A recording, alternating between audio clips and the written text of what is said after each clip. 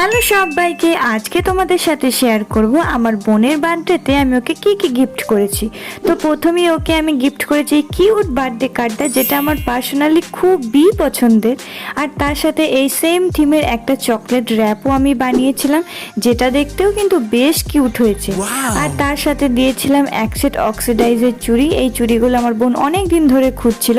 আর তার সাথে দিয়েছিলাম নিজের কিছু হ্যান্ডমেড চুড়ি।